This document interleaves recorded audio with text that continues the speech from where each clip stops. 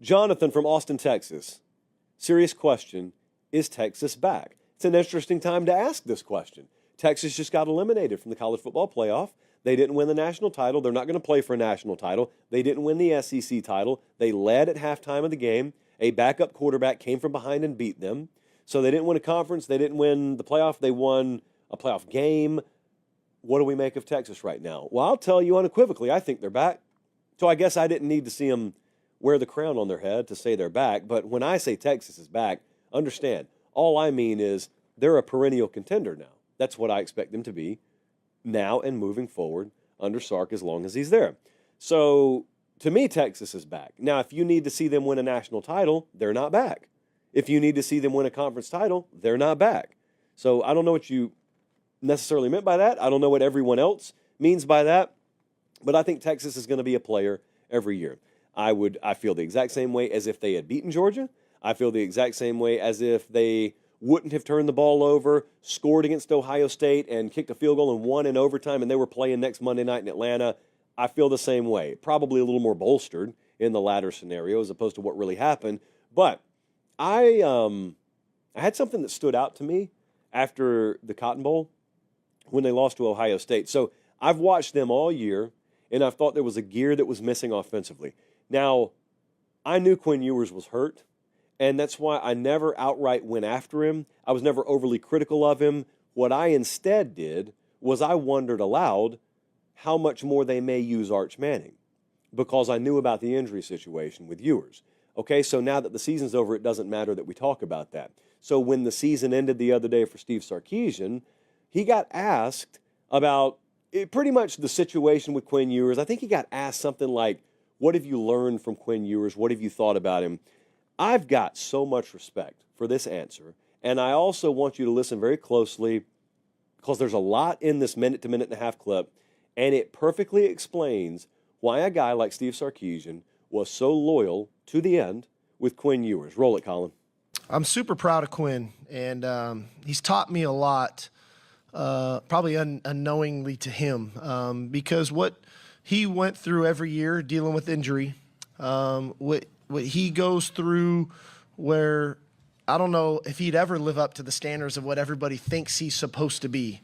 But at the end of the day, all he did was show up every day and work and be a great leader and be a great teammate. And that's a real credit to him because human nature in this day and age is to look at Twitter, to look at Instagram, to look at social media and articles written in fan boards and whatever else. And you can ride that emotional roller coaster of whatever you think public opinion could be, and that could be the opinion of 1 or 100 or whatever. But this guy never did that. You know, all he did was come to work every day. All he did was be a great teammate. All he did was work on his craft, get himself as healthy as he could when he was injured, and then show up. And when it was time to show up, and maybe outside of the first 2 games, I don't think he played a game this year 100% healthy. And he fought through everything, never complained about it one time. And I think that's why he has so much respect from his teammates. So sometimes when you're watching sports, football, whatever, you end up looking at players as assets because you don't know them. You don't have a connection with them. You may buy their jersey. Maybe they took a picture with you in a hotel lobby or signed an autograph. That's as close as you get to them. That is a different story for a head coach. Now, this is a really challenging thing when you're a head coach because your duty is to be loyal to the team, the organization, put them in the best position to win. But it's hard because when you got your guy, you got your quarterback there, who you do trust, because I believe Sark trusted him more than anyone else, or he would have made a change. But even if you start to get close, even if you get in that staff meeting and the question comes up, do we make a change?